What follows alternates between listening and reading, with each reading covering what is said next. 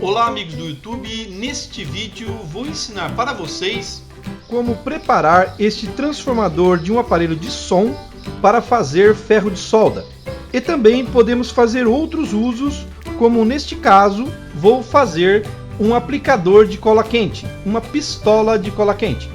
Vamos retirar a lâmina em metal, retirar o secundário e deixar o primário da maneira original. Para localizar o primário é bem simples, o rolamento que recebe o fio que vem da tomada é o primário. Após retirar o secundário, vamos refazê-lo com 3 voltas com o fio 10 mm, o qual já retiramos a capa original e encapamos com a fita crepe.